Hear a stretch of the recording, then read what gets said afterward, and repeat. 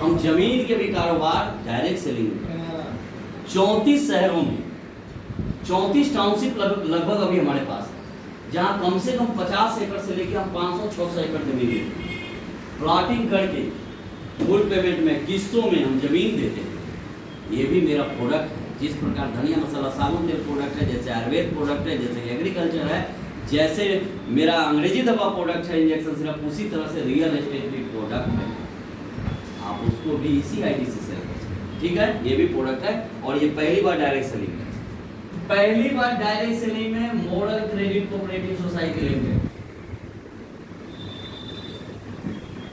आप भारतीय संविधान में फिक्स्ड डिपॉजिट, रेकरिंग डिपॉजिट का अधिकार बैंक, पोस्ट ऑफिस के अलावा यदि किसी को मिला हुआ है तो सिर्फ क्रेडिट कोऑपरेटिव सोसाइटी को। अदरवाइज अभी तक संविधान का कोई विंग ही नहीं है जो एफडी/आरडी करने के लिए आदेश दिया। कोई विंग ऐसा नहीं बना। ये जुगाड़ टेक्नोलॉजी से लोग फिक्स्ड डिपॉजिट, रेकरिंग डिपॉजिट का काम किया करते थे देश में। लाइसेंस कुछ और, काम कुछ और। लाइसेंस कोई फूड फार्मिंग के नाम पर, कोई प्लांटेशन के नाम पर, कोई किसी चीज के नाम पर लाइसेंस कुछ और लिया, अब मार्केट में आकर फिक्स्ड डिपॉजिट, रेकरिंग डिपॉजिट। सैकड़ों कंपनियां इस तरह के काम की है, जो कि 2002 एक्ट के संविधान में सिर्फ क्रेडिट कोऑपरेटिव को अधिकार है। जब 10 में जाकर भारत डिजिटल दुनिया में जब प्रवेश करने लगा, सब ऑनलाइन होने लगा, क्योंकि पहले ऑफलाइन होती थी, ऑडिट ऑफलाइन होता था, मैनुअल रसीदें कटती थी। जब ऑनलाइन होना शुरू हुआ तब जाकर तहकीकात में कई कंपनी फंसी। फिर भी 10 में जाकर किसी को सरकार ने बैन नहीं किया। सरकार ने सबको आदेश दिया कि मेरे भाई तूने जितने कुकर्म किए हैं कोई बात नहीं है, क्योंकि हजारों करोड़ रुपया लगा हुआ है पब्लिक का। तुम एक काम करो, अपने पिछले हिसाब को क्लियर कर दो, अपना हिसाब क्लियर करके, और देश की एक संस्था है क्रेडिट कोऑपरेटिव सोसाइटी, जिसमें डाइवर्ट हो जाओगे हिसाब क्लियर करके, तो तुम्हें पैसा, तुम लीगल रूप में अधिकारी हो जाओगे अनलिमिटेड मार्केट से पैसा उठाने का। उस समय करीब 1000 से ऊपर 1100 लगभग कंपनियां डाइवर्ट हुई डायरेक्ट सेलिंग, मतलब सॉरी कोऑपरेटिव।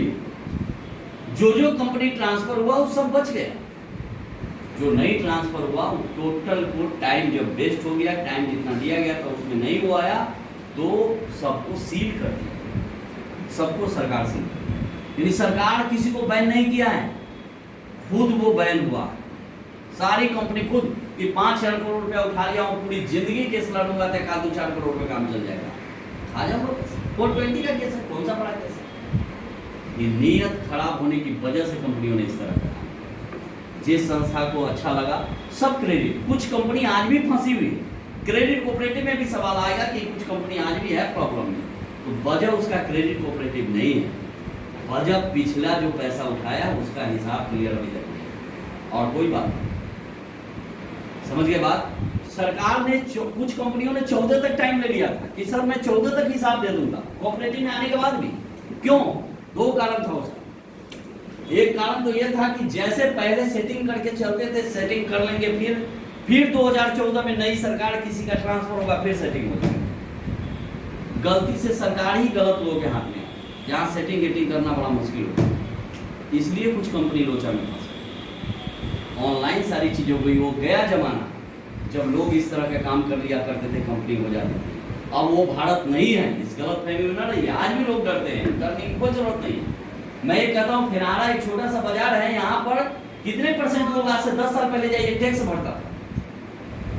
आज जो अच्छी दुकान है, आप एक भी दुकानदार से बात कीजिए जो टैक्स नहीं दे रहा है, सब जीएसटी ले लो, सबके पास। जब एक फिनारा जैसे जगह में एक दुकान आप नहीं चला सकते, तो आज कंपनी और इंडस्ट्री चला सकती है आप। वो गया जमाना, उस जमाना वो दौर में आप नहीं है। तो आज जो भी चीजें चल रही है देश के अंदर में, वो लीगल रूप में काफी मजबूत होगा तभी चल रहा है। आज हम कोऑपरेटिव सोसाइटी पूरे देश में 11 से 13 तक में सारी कंपनियों को बैन किया गया। मैं नहीं था क्या मोतिहारी में ब्रांच नहीं था? सारी कंपनी को बंद किया गया, इसको क्यों नहीं बैन किया?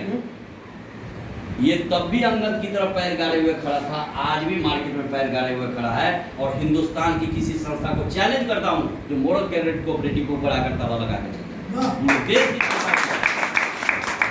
हमारे हाजीपुर में जिस ऑफिस में, जिस बिल्डिंग में मेरा ऑफिस है मॉडल का, उसमें एक कंपनी चलती थी ऊपर रोज वैली, नीचे चलता था कोलकाता बियर, 2 कंपनियां बीच में मेरा, दोनों को सील सरकार कर दिया, आज तक सील मेरा बीच में, क्या मेरा चेक नहीं किया गया? लेकिन यार हम क्रेडिट कोऑपरेटिव सोसाइटी है, हमको कौन रोक लगा सकता? हम कोरोना काल में नोटबंदी में भी ऑन टाइम लोगों को मैं छुट्टी दिया हूं, उस समय जब स्टेट बैंक भी मैं छुट्टी नहीं दे रहा था, उस समय हम, क्यों? क्योंकि स्टेट बैंक की बात है कि उसके पास पैसा आएगा तभी वो देगा, पैसा जब आएगा ही नहीं देगा। लेकिन मेरे यहाँ साधन कई हैं, हो सकता है पैसा मेरे यहाँ आना बंद हो जाए, लेकिन अंग्रेजी दवा बिकना बंद नहीं हो जाएगा, मेरा रियल एस्टेट बिकना बंद नहीं हो जाएगा, मेरा एफएमसीजी बिकना बंद नहीं हो जाएगा, मेरा एग्रीकल्चर बिकना बंद नहीं हो जाएगा। कई सेक्टर से हमारे पास पैसे आते, तो हम दूसरे की अपेक्षा मैच्योरिटी देने में हमारी आसानी होती है। समझ बात? आज देश के में 10 स्टेट, क्योंकि 12 के बाद आरबीआई ने रोक लगा दिया मल्टी स्टेट क्रेडिट कोऑपरेटिव, 12 के बाद कोई मल्टी स्टेट क्रेडिट कोऑपरेटिव देश में नहीं हो सकता है। ज़्यादा से ज़्यादा आप देश के स्टेट तक जा सकते हैं, किसी एक स्टेट तक। तो उस समय हम 10 स्टेट में थे, 10 ही स्टेट में रह गए, 11वां स्टेट आज भी हमें नहीं मिला। जब आरबीआई आदेश करेगा, आगे रूल बनाएगा, फिर मिलेगा। तो हम 10 स्टेट में काम करते हैं, और 10 स्टेट में खुशनसीब हम लोग हैं कि बिहार में है। हम बहुत स्टेट में जाते हैं, छत्तीसगढ़ में जाते हैं, उत्तराखंड में जाते हैं, हमारी टीमें हैं वहाँ पर, मीटिंग में लेने जाता हूँ, कहता है सर मेरे यहाँ कोऑपरेटिव होते तो हम गर्दा उड़ा, हमने सर हमारा यहाँ है सब गर्दे में मिला, कोई गर्दा उड़ा ही नहीं रहा, क्योंकि खुश है कि मेरे यहाँ है, इस बात से खुश है। और वो भी रहा, ऐसा नहीं है। हमारे बगल में ब्रांच मैंने बताया बेतिया है, मोतिहारी की उतना बढ़िया स्थिति नहीं है, लेकिन बेतिया में 2 से 2.5 करोड़ का हर महीना नया बिजनेस है, केवल कोऑपरेटिव से मैं बात, एक ब्रांच। तो हमारे बिहार में ऐसे ऐसे ब्रांच है जो 8-8, 10-10 करोड़ का बिजनेस महीने में करते हैं, हर महीने केवल कोऑपरेटिव से एक ब्रांच। तो एमसीसीएल जैसा प्लेटफॉर्म जहाँ fix deposit, recurring deposit, daily deposit, MIS, pension plan, इस तरह का हम 36 तरह का स्कीम चलाते हैं। हम 1 साल के भी आरडी चलाते हैं, हम 1 साल के लिए डेली भी चलाते हैं, 1 साल का फिक्स भी चलाते हैं, हम 2 साल के लिए भी, 3 साल के लिए, 4 साल के, हम 17 साल के लिए चलाते हैं। हम 6.5 साल में, 6 साल में भी डबल देते हैं, 5 साल में भी डबल देते हैं। हम पेंशन प्लान 9 साल में रिटर्निंग देते हैं, पेंशन 9 साल में, देश की इकलौती संस्था है जो पेंशन 9 साल में देता है। यानी कोई 18 साल का बच्चा पेंशन प्लान लेता है, 27 की उम्र से वो पेंशन लेना शुरू करता है, ऐसा कुछ। और ये एफडी आरडी भी ट्रेडिशनल कंपनी करती थी आज तक, जो भी कंपनी देश में थी वो डायरेक्ट सेलिंग की कोई रजिस्टर्ड कंपनी आज तक नहीं की। हम देश की इकलौती पहली कंपनी डायरेक्ट सेलिंग के है जो एफडी आरडी को हमने डायरेक्ट सेलिंग का पार्ट बनाया। समझ रहे हैं बात? तो ये पहली बार देश में हुआ है कि हमने इसको। चौथा, आप एमटीटी और जीएनजी, ये वर्चुअल करेंसी, यहाँ तो मैं आया तो पता चला कि यहाँ तो एक्सपर्ट लोग हैं वर्चुअल करेंसी, हम लोग उतने एक्सपर्ट नहीं। हम तो अपनी कहानी कहेंगे तो अपने आप पर भी तरस आ जाएगा। 2 साल पहले लगभग कंपनी ने डिसीजन लिया वर्चुअल करेंसी। क्यों लिया, उसके पीछे कुछ वजह। बहुत सारे साथी वर्चुअल करेंसी में इंटरेस्टेड हो रहे थे, कंपनी में बात जाती थी तो कंपनी सोचती थी, क्योंकि मॉडल ग्रुप ऑफ कंपनी की एक बात बताता हूँ, हमारे कार्यकर्ता कहीं भी दूसरे कंपनी में नहीं जा सकते। दुनिया के सारी कंपनी के मेरे पास आ सकते हैं। क्यों आ सकते हैं? क्योंकि मेरे पास साधन अनेक है। मैं कहता हूँ, कोई कंपनी कहता है कि मैं आयुर्वेद में काम करता हूँ, मैं कहता हूँ मेरे पास भी है। कोई कहता है मैं एफएमसीजी में काम करता हूँ, मैं कहता हूँ मेरे पास भी है। कोई कहता है मैं रियल एस्टेट में काम करता हूँ, मैं कहता हूँ मेरे पास भी है। कोई कहता है, यानी कि उसके पास केवल वही है, मेरे पास दे लीजिए पार्ट्स ऑफ माई कंपनी, हमारी कंपनी के लिए वो पार्ट है।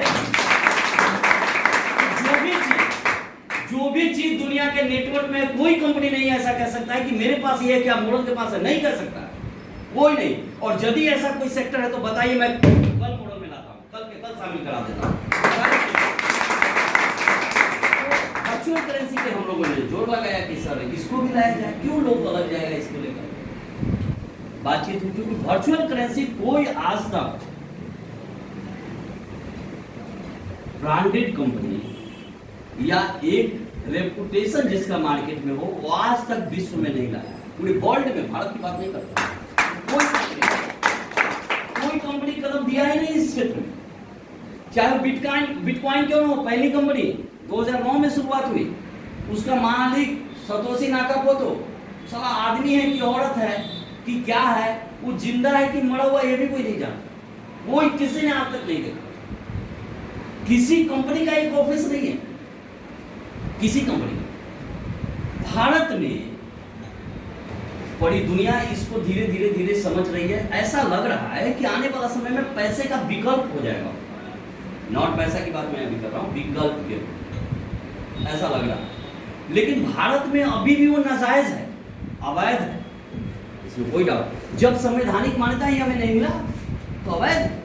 और इस काल में जब तक संवैधानिक मान्यता नहीं मिलेगा, जब तक कोई एक्ट नहीं बनेगा, हालांकि सरकार टैक्स भी ले रही है, सबसे ज्यादा टर्नओवर भी भारत में हो रहा है, फिर भी अवैध है क्योंकि कोई एक्ट नहीं है उसमें। किस आधार पर केस करिएगा?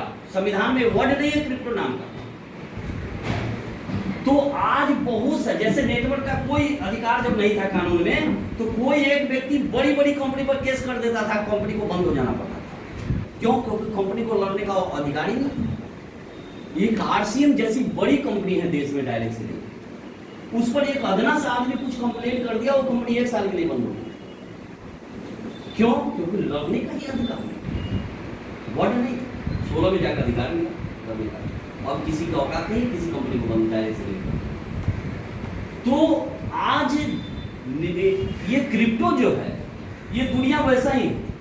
आज 99% लोग इसमें फ्रॉड के तरह काम कर। सबसे ज्यादा यूं कहें लूट जुआ देश में हो रहा है तो क्रिप्टो की आग में हो रहा है। और सरकार भी विचलित है इस बात से, करे तो क्या करे, कुछ समझ में सरकार को नहीं आ रहा। इसीलिए सरकार बहुत सोच विचार तो कर रही है इस पर, पूरा वो परिणाम नहीं निकल पा रहा है क्योंकि ऐसे तरीके से इसमें गोल मटोल हो रहा है। क्योंकि सारी कंपनी का कहीं कोई बैकग्राउंड नहीं है, कहीं रजिस्ट्रेशन ही नहीं ले रहा है, तो बैकग्राउंड पता ही नहीं चल रहा है। और कंपनी क्या लिखती है, मैं कुछ ऐसे, मैं पिछले साल की बात बता, मैं सिलीगुड़ी में मीटिंग में 2 साल पहले, 1.5 साल पहले की बात। एक साथी ने मेरा बोला था कि एक काम कीजिए सर, 10 लाख रुपये आप दीजिए,